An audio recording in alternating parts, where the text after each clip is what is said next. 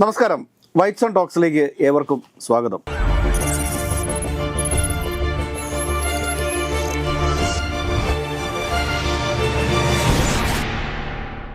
സാറേ നമസ്കാരം. സാർ, ഇത് ചേലക്കര വയനാട് ഉപതെരഞ്ഞെടുപ്പ് ഏകദേശം അവസാനിച്ച മട്ടാണ്. ഏകദേശം 70% ഈ നിലവിൽ ഇപ്പോൾ ചേലക്കരയിൽ പോൾ കഴിഞ്ഞിട്ടുണ്ട്. പിന്നെ നമ്മുടെ ചേലക്കരയിൽ വയനാട്ടിലാണെങ്കിൽ ഇപ്പോൾ ഏകദേശം ഒരു 63% അടുത്തിട്ടുണ്ട്. അവസാനത്തെ റൗണ്ടുകളിലേക്ക് വരുമ്പോൾ ഒരു 7-8 മണിയോട് കൂടി മാത്രമേ നമുക്കിത് കൃത്യമായിട്ട് എത്ര പെർസെൻറ്റേജ് പോളിംഗ് അവിടെ നടന്നിട്ടുണ്ട് എന്ന് മനസ്സിലാക്കാൻ വേണ്ടി സാധിക്കത്തുള്ളൂ. ഇന്ന് നടന്നിരിക്കുന്ന ഈ തെരഞ്ഞെടുപ്പിൽ EP ജയരാജൻ്റെ കട്ടൻ ചായയും പരിപ്പൂടെ എന്ന പുസ്തക വിവാദം എത്രത്തോളം അത് ബാധിച്ചിട്ടുണ്ടാവും എന്നുകൂടി നമ്മൾ പരിഗണിക്കേണ്ടതായിട്ടുണ്ട്. എനിക്കൊന്ന് വയനാട്ടിലെ ഈ വോട്ടിംഗ് ശതമാനം കുറയാനുള്ള കാരണം അവിടെ മത്സരമേ ഉണ്ടായിട്ടില്ല എന്ന് വേണം നമ്മൾ മനസ്സിലാക്കാനായിട്ട്. കാര്യം BJPയുടെയും CPIയുടെയും കാൻഡിഡേറ്റ് അവിടെ ഉണ്ടായിരുന്നുവെങ്കിൽ തന്നെയും പ്രിയങ്ക ഗാന്ധിയുടെ ഒരു ആധിപത്യമാണ് വയനാട്ടിൽ ഉണ്ടായിരുന്നത്. കാരണം നമ്മളൊക്കെ ഉദ്ദേശിച്ചതിനൊക്കെ അപ്പുറത്തുള്ള വലിയൊരു മൃഗീയ ഭൂരിപക്ഷത്തിലേക്ക്, കാരണം കഴിഞ്ഞ ദിവസം സത്യൻ മൊകേരിയുടെ ഒരു പ്രചരണ റാലിക്ക് ഇടയിലൂടെ കടന്നു പോകുന്ന പ്രിയങ്ക ഗാന്ധിയുടെ ചിത്രമൊക്കെ നമ്മൾ കണ്ടതാണ്. പ്രിയങ്ക ഗാന്ധി കൈവീശുന്ന സമയത്ത് അവിടുത്തെ ഇടതുപക്ഷ പ്രവർത്തകരൊക്കെ തുള്ളിച്ചാടുകയും തിരിച്ച് സെൽഫി എടുക്കുകയും കൈവീശി കാണിക്കുകയൊക്കെ ചെയ്യുന്ന രംഗം നമുക്ക് മുമ്പിലുണ്ട്. അപ്പോൾ അവിടെ ഏകപക്ഷീയമായ ഒരു മത്സരമാണ് നടക്കുന്നത് എന്ന് തന്നെ പറയേണ്ടി വരും. കേവലം ഒരു സ്ഥാനാർത്ഥികളെ നിർത്തുന്നതിന് വേണ്ടി ഒരു സത്യൻ മൊകേരിയും ഒരു നവ്യ ഹരിദാസും അവിടെ ഉണ്ട് എന്നതിനപ്പുറത്തേക്ക് തീർച്ചയായിട്ടും അവിടെ ഏകപക്ഷീയമായ ഒരു മുന്നേറ്റമാണ് പ്രിയങ്ക ഗാന്ധിക്ക് ഉണ്ടായിരിക്കുന്നത് എന്ന് നമ്മൾ പറയേണ്ടി വരും. അതേസമയം തന്നെ ചേലക്കരയാണ് നമ്മൾ പ്രധാനമായും ചർച്ച ചെയ്യേണ്ട ഒരു വിഷയം. കാരണം ഇന്ന് രാവിലെ EP ജയരാജന്റെ പുസ്തകവുമായി ബന്ധപ്പെട്ടിട്ടുണ്ടായിട്ടുള്ള വിവാദങ്ങൾ, ആ വിവാദങ്ങൾക്ക് അദ്ദേഹം കൃത്യമായ ഒരു മറുപടി പറയുന്നത് ഏകദേശം വോട്ടിംഗ് ഒക്കെ അവസാനിക്കുന്ന 5 മണിയോട് കൂടിയാണ് അദ്ദേഹം ഒരു കൃത്യമായ ഒരു മറുപടിയുമായിട്ടൊക്കെ രംഗത്ത് വരുന്നത്. അതിൽ നിന്ന് തന്നെ നമുക്ക് ഒരുപാട് കാര്യങ്ങൾ വായിച്ചറിയാനുണ്ട്. കാരണം ഏതൊക്കെയായാലും നമുക്കൊരു കാര്യം മനസ്സിലാക്കാനായിട്ട് സാധിക്കും. കാരണം ഇന്ന് തന്നെ ആ പുസ്തകത്തിന് പ്രകാശനം വെക്കുകയും ഇന്ന് തന്നെ അതിൻ്റെ PDF ഫോർമാറ്റ് എല്ലാ പത്രക്കാരുടെ കൈകളിലേക്കും എത്തണമെന്നുണ്ടെങ്കിൽ അതിൻ്റെ പിന്നിൽ ഒന്നെങ്കിൽ EP ജയരാജൻ ഇട്ടിരിക്കുന്ന ഒരു അണുബോംബാണ്, അല്ലെങ്കിൽ ഇതിൻ്റെ പിന്നിൽ ഒരു രാഷ്ട്രീയ ഗൂഢാലോചനയുണ്ട് എന്ന് നമ്മൾ കാണേണ്ടി വരും. ഏതെങ്കിലും ചേലക്കരയിലെ എനിക്ക് തോന്നുന്നു അവസാന ലാപ്പിലേക്കൊക്കെ എത്തുമ്പോഴത്തേക്ക് രമ്യ ഹരിദാസ് തന്നെയാണ് ഒരല്പം മുന്നിട്ട് നിൽക്കുന്നത് എന്ന് തന്നെ പറയേണ്ടി വരും. ഏതൊക്കെയാലും ഈ EP ജയരാജൻ്റെ പുസ്തക വിവാദവും ഇന്നത്തെ ഉപതെരഞ്ഞെടുപ്പുമായിട്ട് ബന്ധിപ്പിച്ച് നമ്മൾ പറയുമ്പോൾ എന്തായിരിക്കും ശരിക്കും ഈ ഇലക്ഷൻ ഏത് തരത്തിലായിരിക്കും ഈ EP ജയരാജൻ്റെ പുസ്തക വിവാദം ബാധിച്ചിട്ടുണ്ടാവുക? നമ്മൾ നേരത്തെ പലപ്പോഴും പല വീഡിയോകളിലും പറഞ്ഞതുപോലെ ചേലക്കരയിൽ യഥാർത്ഥത്തിൽ വലിയ CPM തരംഗം ഉണ്ട് എന്ന് മാത്രമല്ല അവിടെ അത് വലിയ രീതിയിൽ പ്രതിഫലിച്ചിട്ടുണ്ട് എന്ന് തന്നെയാണ് നമ്മൾ ഈ വിശ്വസിക്കുന്നത്. ഇപ്പം നമുക്കറിയാം സാധാരണഗതിയിൽ ചേലക്കര എന്ന് പറയുന്നത് 28 വർഷമായി CPMൻ്റെ കയ്യിലുള്ള ഒരു മണ്ഡലമാണ്. എന്തുകൊണ്ടാണ് ഉച്ചവരെയുള്ള സമയങ്ങളിൽ വോട്ടിംഗ് ശതമാനം വളരെ മന്ദഗതിയിലായെന്ന് ചോദിച്ചു കഴിഞ്ഞാൽ CPMൻ്റെ ഒരു രീതിയുണ്ട്, നമുക്കറിയാലോ. അത് കേരളത്തിൽ എവിടെയായാലും ശരി CPMൻ്റെ ഉറച്ച സീറ്റുകൾ ആണെങ്കിൽ പോലെങ്കിലും അവരുടെ വോട്ടുകളൊക്കെ രാവിലെ തന്നെ ചെയ്യുക എന്നുള്ളതാണ്. ഉച്ചയാകുമ്പോഴേക്ക് അവരുടെ വോട്ടുകൾ സാധാരണ ചെയ്ത് കഴിയാറുണ്ട്. പിന്നെ വരാത്ത ആളുകളൊക്കെ അവർ പിന്നീട് നോട്ട് ചെയ്ത് കൃത്യമായ ഒരു സ്ക്വാഡ് വർക്കൊക്കെ നടത്തിയ ആളുകളെ ബൂത്തിലെത്തിക്കുന്ന പരിപാടിയാണ്. ഇന്ന് നമ്മൾ കണ്ടത് എന്താണ്? രാവിലെ 6:45 ജയരാജൻ വിഷയം യഥാർത്ഥത്തിൽ കത്തി കാളി മാധ്യമങ്ങളിലൂടെയൊക്കെ കാളി നിൽക്കുന്നത്. EP അത് എൻ്റെ പുസ്തകമല്ല, എൻ്റെ എഴുത്തല്ല എന്നൊക്കെ പറഞ്ഞ് ഒരു രാവിലെ തന്നെ രംഗത്ത് വന്നെങ്കിൽ പോലും അദ്ദേഹവുമായി ബന്ധപ്പെട്ട നിരവധി വിഷയങ്ങളാണ് ആ പുസ്തകത്തിൽ പറയുന്നത് ഉള്ളതുകൊണ്ട് തന്നെ ഈ സാധാരണ CPMകാരും മറ്റ് അനുഭാവികളൊക്കെ യഥാർത്ഥത്തിൽ ഇത് ജയരാജൻ തന്നെ എഴുതിയാണെന്നും ദീർഘകാലമായി ജയരാജനും പാർട്ടിയും തമ്മിലുള്ള വലിയ പിണക്കവും അദ്ദേഹം പലപ്പോഴായിട്ട് പാർട്ടിയിൽ നിന്നൊക്കെ പൊതുപ്രവർത്തന രംഗത്ത് പോലും മാറി നിൽക്കുകയാണെന്നുള്ള പ്രഖ്യാപനം നടത്തിയതൊക്കെ നമുക്കറിയാവുന്നതാണ്. ചേലക്കരയിൽ യഥാർത്ഥത്തിൽ അദ്ദേഹം പ്രചരണത്തിന് പോയിട്ടില്ല എന്ന് നമുക്കറിയാം. അദ്ദേഹം ഈ ഒരു 5 മാസം മുന്നേ വരെ LDFന്റെ കൺവീനറായിരുന്നു, CPMന്റെ കേന്ദ്ര കമ്മിറ്റി അംഗം കൂടിയാണ്. അദ്ദേഹം പാലക്കാട്ട് വരുന്നുണ്ട്. നാളെ പാലക്കാട് വരുന്ന കാര്യമാണ് പറയുന്നത്. അപ്പം അത്തരത്തിൽ പൂർണ്ണമായി ഈ ഇലക്ഷൻ പ്രചരണത്തിനൊക്കെ മാറി നിന്ന ജയരാജൻ നിർബന്ധിതപൂർവമായി അദ്ദേഹം ഈ പുസ്തകം എൻ്റെതല്ല എന്ന് പറയേണ്ട അവസ്ഥ ഉണ്ടായതെന്നാൽ CPMന്റെ സമുന്നത നേതാക്കന്മാരെല്ലാം ചേർന്നുകൊണ്ട് അദ്ദേഹത്തെ കൊണ്ട് ഈ വേഷം കെട്ടിച്ചതാണെന്നാണ് നമ്മളിൽ കാണുന്നത്. ഇപ്പം നാളെ എന്തുകൊണ്ടാണ് അദ്ദേഹം പാലക്കാട് ഇത്രയും ദിവസങ്ങൾ അദ്ദേഹം പാലക്കാട് വരികയോ യാതൊരു തരത്തിൽ ഈ ഇലക്ഷനുമായി സഹകരിക്കുകയോ ചെയ്യാത്ത PP ജയരാജൻ എന്തുകൊണ്ട് നാളെ പാലക്കാട് വരുന്നു എന്നാൽ കടിച്ച പാമ്പിനെ കൊണ്ട് തന്നെ വിഷം എടുപ്പിക്കുക എന്നുള്ള രീതിയാണിത്. അല്ലാതെ വേറൊന്നുമല്ല. ഈ CPM എല്ലാ കാലത്തും ചെയ്തുകൊണ്ടിരിക്കുന്നത് എന്താണ്? കടിച്ച പാമ്പിനെ കൊണ്ട് വിഷം എടുപ്പിക്കും. ഇപ്പം എല്ലാ കാലത്തും നമ്മൾ കണ്ടതാണ് ഇത്തരത്തിൽ. പക്ഷേ ഇതൊക്കെ ഒരു നാടകമായി മാറും എന്നുള്ളതാണ് നമ്മളിൽ കാണേണ്ടത്. ജയരാജൻ എന്താണോ ഉദ്ദേശിച്ചത് അത് നടന്നു കഴിഞ്ഞു. ഈ തെരഞ്ഞെടുപ്പ് ദിവസം എന്താണ് ചെയ്യേണ്ടത്? അത് നടന്നു കഴിഞ്ഞു. ഇനി 20-ാം തീയതി നടക്കുന്ന പാലക്കാട് തെരഞ്ഞെടുപ്പിൽ എല്ലാവർക്കും അറിയാവുന്ന ഇ.പി. ജയരാജൻ പറഞ്ഞില്ലെങ്കിൽ പോലും സരിൻ അവസരവാദിയാണെന്നും ഇത്തരം അവസരവാദി നമ്മൾ തന്നെ എത്ര ഇത് സംസാരിച്ചിട്ടുണ്ട്. അപ്പം ഇത് ജനങ്ങൾ പാലക്കാട്ടെ ഇനി കുറച്ചെങ്കിലും വോട്ട് കിട്ടാമായിരുന്ന വോട്ടുകൾ പോലും ജയരാജൻ നഷ്ടപ്പെടുത്തിയിട്ടുണ്ട്. ഇനി ജയരാജനല്ല ഒടയതമ്പ്രാൻ വന്നിട്ട് അവിടെ പ്രസംഗിച്ചാലും ആരും ഇനി സരിന്റെ കൂടെ നിൽക്കാൻ സാധ്യതയില്ല. CPM വലിയ രീതിയിലുള്ള തിരിച്ചടിയാണ് അവിടെ ഉണ്ടാവുക എന്നുള്ളതൊക്കെ. ഇപ്പൊ ജയരാജൻ പറയുന്നു ഞാൻ എഴുതിയ പുസ്തകമല്ലെന്നും അദ്ദേഹം DC-ക്കെതിരെ പരാതി കൊടുത്തിരിക്കുന്നു. അതുപോലെ തന്നെ DC ആണെങ്കിൽ ആ പുസ്തകം പിന്നീട് പ്രസിദ്ധീകരിക്കുന്നതായിരിക്കും, ചില സാങ്കേതിക കാരണങ്ങളാൽ ഞങ്ങളത് മാറ്റിവെക്കുന്നു എന്ന് പറയേണ്ടി വന്നു. DC-യിലും വലിയ രീതിയിൽ സമ്മർദ്ദമുണ്ട്. ഇപ്പം സതീശൻ പറയുന്നത് മുഖ്യമന്ത്രിയുടെ ഓഫീസിൽ നിന്നുള്ള സമ്മർദ്ദപ്രകാരമാണ് DC അത് മാറ്റിവെച്ചതെന്നുള്ള ഒരു പക്ഷേ അതായിരിക്കും. കാരണം 20-ാം തീയതി ഇലക്ഷൻ കഴിയുന്നത് വരെ ഈ പുസ്തകവുമായി ജയരാജൻ മുന്നോട്ട് വരരുത് എന്ന് കൃത്യമായിട്ട് പാർട്ടി നിർദ്ദേശം കൊടുത്തിട്ടുണ്ട്. അതിന് പ്രകാരം തന്നെയാണ് ജയരാജൻ ഈ ചേലക്കരയിൽ യഥാർത്ഥത്തിൽ ഉച്ചവരെ പാർട്ടി വോട്ടുകൾ ആരും ചെയ്തിട്ടില്ല എന്നുള്ളത് നമ്മൾ ഇതിൽ കാണേണ്ടതുണ്ട്. ഇതാണ് ഇതിലെ പ്രധാനപ്പെട്ട വിഷയം. ഉച്ചയോടുകൂടി അപകടം മനസ്സിലാക്കിയ CPM-കാർ കൃത്യമായി നമുക്കറിയാം ചേലക്കര എന്ന് പറഞ്ഞാൽ എല്ലാം ഗ്രാമപ്രദേശമാണ്, പരസ്പരം എല്ലാവരും അങ്ങോട്ടും ഇങ്ങോട്ടും അറിയുന്ന ആളുകളാണ്. സ്വാഭാവികമായിട്ടും പാർട്ടിക്കാരെല്ലാം മുന്നിട്ടിറങ്ങി എല്ലാ ആളുകളെയും വീട്ടിൽ നിന്ന് കൊണ്ടുവന്ന് വോട്ട് ചെയ്യിക്കുന്ന ഒരു വലിയ ഭാരിച്ച ചുമതല ഈ നേതാക്കന്മാരെല്ലാം ഏറ്റെടുത്തു എന്ന് നമ്മൾ ഇതിൽ കാണുന്നത്. അതുകൊണ്ട് കെ രാധാകൃഷ്ണൻ പറഞ്ഞു, മറ്റേ എന്നെ സ്നേഹിക്കുന്നവർ ആരെങ്കിലും ഉണ്ടെങ്കിൽ, അല്ലെങ്കിൽ എന്നെ സ്നേഹിക്കുന്നവരെല്ലാം തന്നെ കൃത്യമായും ഇന്ന് വന്ന് വോട്ട് ചെയ്യണം എന്നുള്ളൊരു അഭ്യർത്ഥന നടത്തേണ്ട അവസ്ഥയിലേക്ക് പറഞ്ഞിട്ടില്ല. അത് ചെയ്തിട്ടില്ല. വോട്ട് ചെയ്യണമെന്ന് പറഞ്ഞില്ല, അങ്ങനെ പറയാൻ പറ്റുള്ളൂ. പക്ഷേ നമ്മളിതിൽ കാണേണ്ടത് അതായത് വലിയ ശക്തമായ രാഷ്ട്രീയ എതിർപ്പ് കാരണം മാറി നിന്ന ആളുകൾ ഇനി ബൂത്തിൽ വന്നാൽ പോലും അവരുടെ നിലപാട് എന്തായിരിക്കും, അവർ എന്ത് രാഷ്ട്രീയ നിലപാടാണ് സ്വീകരിച്ചിട്ടുണ്ടാവുക അതിനെ കുറിച്ചിട്ട് അജ്ഞാതമാണ്. പക്ഷേ നമ്മൾ ഈ നിലവിലുള്ള രാഷ്ട്രീയ സാഹചര്യമൊക്കെ വെച്ച് നോക്കുമ്പോൾ അത് തീർച്ചയായും UDF-നോ അല്ലെങ്കിൽ PV അൻവറിന്റെ സ്ഥാനാർത്ഥിക്കോ ഒക്കെ വരാനാണ് സാധ്യത നമ്മൾ കാണണം. അപ്പോൾ ചോദിക്കും എന്താണ് BJP-യുടെ അവസ്ഥ? BJP-യുടെ അവസ്ഥ വളരെ ദയനീയമായിരിക്കും. അത് ചേലക്കരയിലും ദയനീയമായിരിക്കും, അതുപോലെ തന്നെ വയനാട്ടിലും ദയനീയമായിരിക്കും എന്നറിയാം. വയനാട്ടിലെ പോളിംഗ് കുറയാനുള്ള കാരണം പ്രിയങ്ക ഗാന്ധി എന്ന ഏറ്റവും ദേശീയ തലത്തിൽ തന്നെ വലിയ ഓളം സൃഷ്ടിച്ച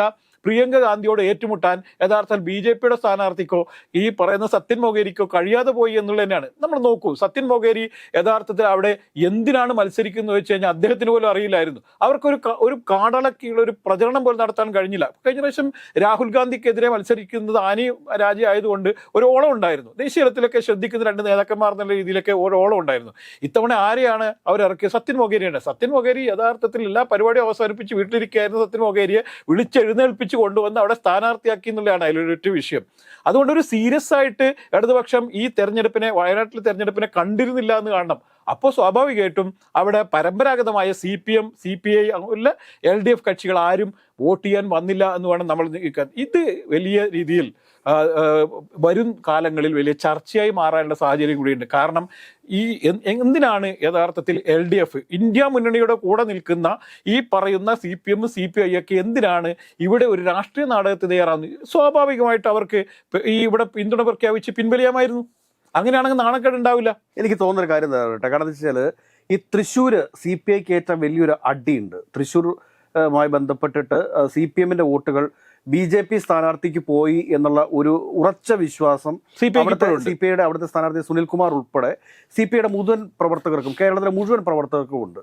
അപ്പോൾ ഈ ഒരു വികാരം അവരുടെ മനസ്സിൽ തളം കെട്ടി നിൽക്കുമ്പോൾ തീർച്ചയായിട്ടും ഒരു പ്രതികാരം അത് നമുക്ക് ചേലക്കരയിൽ പ്രതീക്ഷിക്കാം. തീർച്ചയായും ഉണ്ടാവും. കാരണം ചേലക്കരയിലെ CPIയുടെ വോട്ടുകൾ പൂർണ്ണമായിട്ടും അത് കോൺഗ്രസ് കൈപ്പത്തിയിലേക്ക്, CPI-ക്കാരെ സംബന്ധിച്ചിട്ട് അവർക്ക് കൈപ്പത്തിയിൽ വോട്ട് ചെയ്യാനായിട്ട് വലിയ മടിയൊന്നുള്ള ആളുകൾ അങ്ങനെ ആർക്കും ഇല്ല.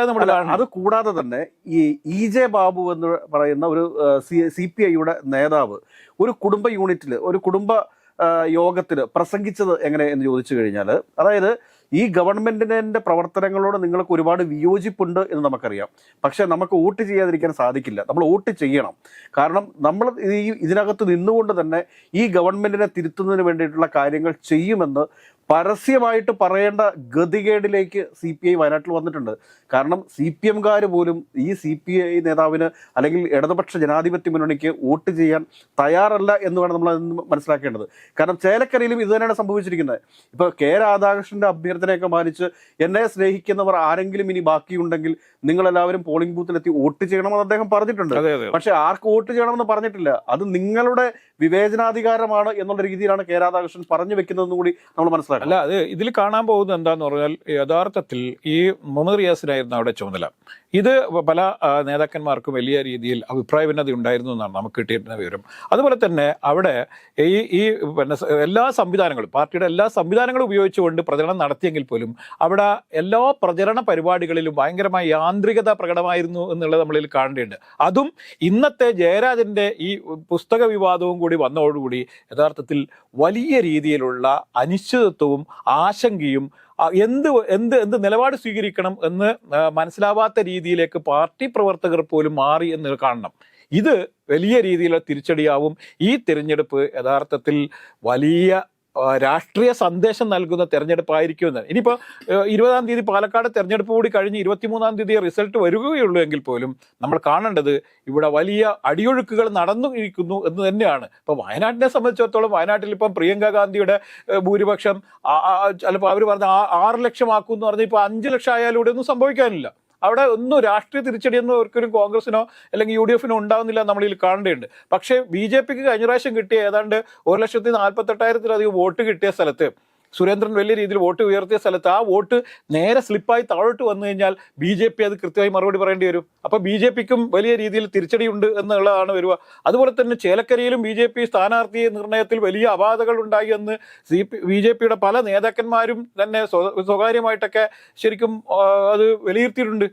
ഇത് അവിടെയും തിരിച്ചടിക്ക് വലിയ കാരണമാകും. BJP ജയിച്ച ഒരു സ്ഥലമാണ് ഈ തൃശ്ശൂർ അടങ്ങുന്ന ഈ ചേലക്കര നമ്മളിൽ കാണേണ്ടതുണ്ട്. അതുകൊണ്ട് ഇത്തരത്തിലുള്ള തിരിച്ചടികളൊക്കെ വലിയ ബുദ്ധിമുട്ടുണ്ടാക്കുമെന്നുള്ളതാണ്. ഇപ്പം സാങ്കേതികമായി ചേലക്കര തൃശ്ശൂർ ജില്ലയുടെ ഭാഗമാണെങ്കിൽ പോലും പാർലമെന്റ് മണ്ഡലം അതല്ല എന്നൊക്കെ പറഞ്ഞു വേണമെങ്കിൽ അതിനെ ഒഴിവാക്കാം. പക്ഷേ ഇതെല്ലാം BJPക്കും അതുപോലെ തന്നെ CPMനും വലിയ രീതിയിൽ തിരിച്ചടി ആണ്.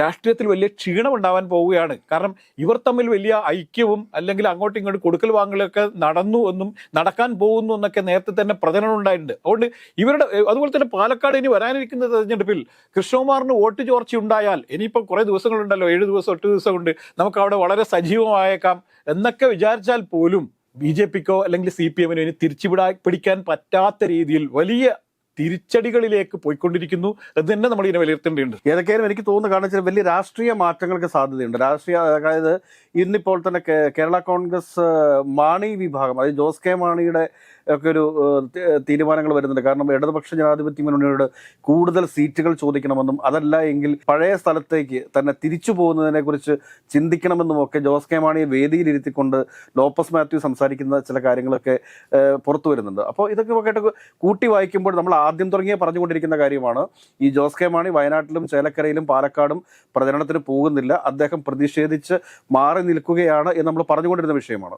അതോടൊപ്പം തന്നെ NCP എന്ന് പറയുന്നത് ഒരു വലിയ വോട്ട് ബാങ്ക് ഒന്നും അല്ല എങ്കിൽ തന്നെയും അതിനും വളരെ അധികം പ്രശ്നത്തിലാണ്. അവർ വളരെ വലിയ രീതിയിൽ ഈ 20-ാം തീയതിയിലത്തെ വോട്ടെടുപ്പ് കഴിഞ്ഞാൽ ആദ്യ ദിവസം തന്നെ തോമസ് കെ തോമസ് പ്രതിഷേധവുമായിട്ട് രംഗത്ത് വരും.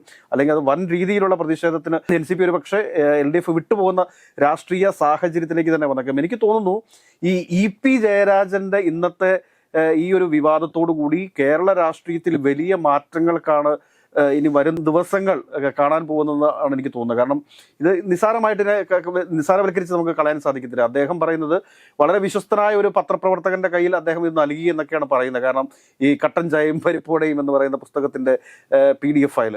പക്ഷെ അത് പുറത്തേക്ക് വന്നുവെങ്കിൽ അതിനെ നമുക്ക് ഒരു കാരണവശാലും നിസ്സാരവൽക്കരിച്ച് കാണാൻ പറ്റത്തില്ല.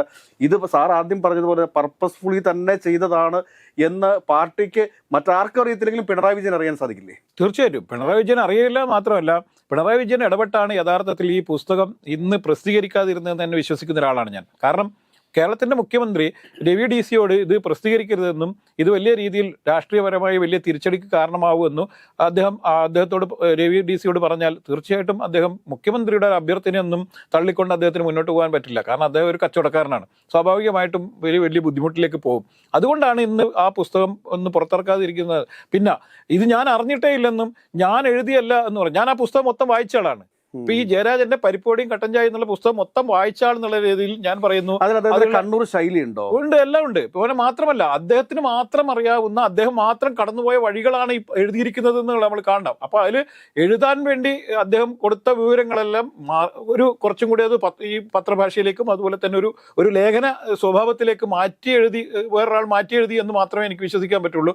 അദ്ദേഹത്തിന് മാത്രം അറിയാവുന്ന, അദ്ദേഹം മാത്രം കടന്നുപോയ എല്ലാ കാര്യങ്ങളൊക്കെ തന്നെയാണ് അതിൽ പറഞ്ഞു പോയിട്ടുള്ളത്. അപ്പോൾ അദ്ദേഹം അതിൽ പറയുന്ന എല്ലാ കാര്യങ്ങളും നമുക്കും അറിയാവുന്നതാണ്. കാരണം കഴിഞ്ഞ 10-30 വർഷക്കാലമായി പത്രപ്രവർത്തനത്തിൽ വളരെ സജീവമായി നിൽക്കുന്ന ഒരാൾ എന്നുള്ള നിലയിൽ എനിക്കും അറിയാവുന്ന അദ്ദേഹവുമായി ബന്ധപ്പെട്ട നിരവധി വിഷയങ്ങൾ അദ്ദേഹം അതിലൂടെ പറഞ്ഞു പോകുന്നുണ്ട്.